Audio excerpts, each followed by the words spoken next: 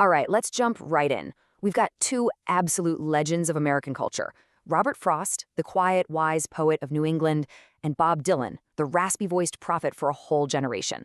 Now, on the surface, you couldn't find two more different people. I mean, one guy was basically building these beautiful, sturdy cathedrals out of words, and the other was throwing literal Molotov cocktails. But what if I told you they were actually walking the exact same lonely road?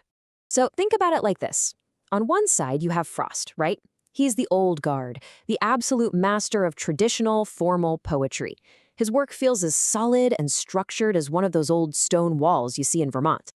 And then on the other side, you have Dylan, the new rebel.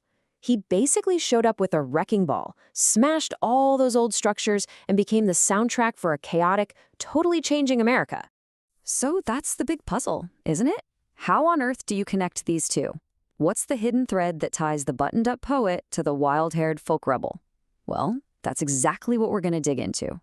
Okay, first up, let's talk about how they actually built their art. Their tools, their methods, they couldn't be more different. It really boils down to one being a careful architect and the other being a master of demolition. You see, Frost was famously, let's say, not a fan of modern poetry that didn't have any rules.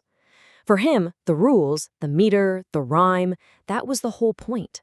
He believed the real beauty, the real challenge, was in creating something amazing inside that strict little box. And he was a stickler for precision. A lot of his famous stuff is written in what's called Iambic Tetrameter. It sounds fancy, but just think of it as a steady 8-syllable rhythm. Da-dum, da-dum, da-dum, da-dum. It's like a constant marching heartbeat, or the sound of a horse's hooves crunching in the snow. That structure wasn't just for show. It was part of the story, creating this feeling of a steady, unstoppable journey. And then there's Dylan. Just listen to the rhythm of this. It's not a steady heartbeat at all, is it? It's this tumbling, frantic, almost sneering avalanche of words. He crams in all these rhymes right next to each other. Fine, dime, prime. It doesn't feel like careful architecture. It feels like a verbal assault. And that's completely on purpose. Dylan's whole structure is meant to be unstable.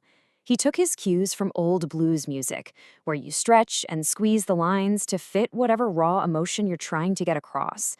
For him, landing an emotional punch was way more important than having perfect meter. All right, so that's their style. But what's really interesting is how this led to two completely different ways of talking about the world around them. It's like one chose to whisper timeless truths, while the other decided to shout urgent, contemporary warnings.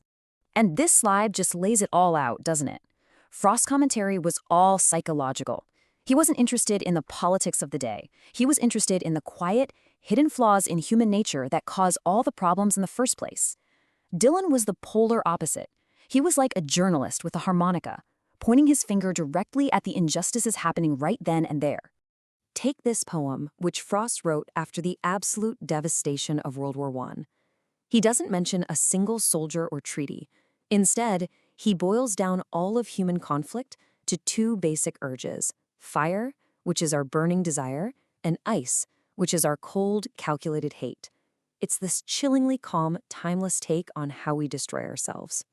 Dylan, on the other hand, held absolutely nothing back. These aren't subtle little metaphors. These are piercing questions aimed right at the heart of a society that was ignoring the Vietnam War and the Civil Rights Movement. This isn't a quiet thought. It's a public accusation. Even the worlds they wrote about were totally different. To understand life, Frost looked to the natural world, to the woods, the snow, the diverging paths. Dylan, to understand society, looked at the man-made world, at watchtowers, cannonballs, and the corridors of power to expose all the corruption. Okay, so they're opposites in every way, right? In form, in substance, in symbolism. But this is where it all flips. Because if you dig just a little bit deeper, past all those differences, you find them standing in the exact same place. Because under all the whispers and the shouts, the one thing that both of these artists were absolutely obsessed with was this: the single human being, completely alone, facing a choice that they can never, ever take back. I mean, just look at this, side by side. Frost's traveler in The Road Not Taken is literally haunted by the life he knows he can't have now. He's always going to wonder about that other path. And then you have Dylan's socialite in Like a Rolling Stone, who has had everything taken from her and is now forced to figure out who she is as a complete unknown. You see? They're both about the terrifying finality of the path you're on. So really, they're just two sides of the same coin. Frost is telling a quiet, internal story about the crisis of making a choice. Dylan is telling a loud, external story about having that choice forced upon you by society's collapse. But they both end up in the exact same spot, feeling totally alone in a world where you can never, ever go back. And this is where it gets truly mind-blowing, because these themes, this feeling of duty, of loss, of being alone, they aren't just American ideas. They're ancient, universal human struggles that people have been wrestling with for thousands of years all across the globe. Believe it or not, Frost's obsession with duty and promises connects directly to an ancient Indian concept called Dharma. And Dylan's whole theme of losing it all to find the truth, that perfectly mirrors a 15th century Gujarati idea known as Janjal. So, in Hindu philosophy, Dharma is basically your sacred duty in this life. It's the role you have to play, the thing you must do, even if every part of you wants to just rest and give up. It's the force that pulls Frost's narrator away from those lovely, dark and deep woods because he has promises to keep. He has to choose his duty over his own desire for peace. And Janjal is this incredible word for the messy, complicated trap of worldly things. Your reputation, your money, your social status. The philosophy is that the only way to find real freedom and truth is to break free from all that Janjal, to lose it all. And that is exactly what happens to Dylan's Miss Lonley. The second she has nothing left, she has nothing to lose. It's terrifying, but it's also a kind of total liberation. So, at the end of the day, you can boil Frost's whole perspective down to this line. The world will always offer you the sweet escape of oblivion, those lovely, dark, and deep woods. But our purpose, our meaning, is found in the duties that pull us forward, the promises we have to keep.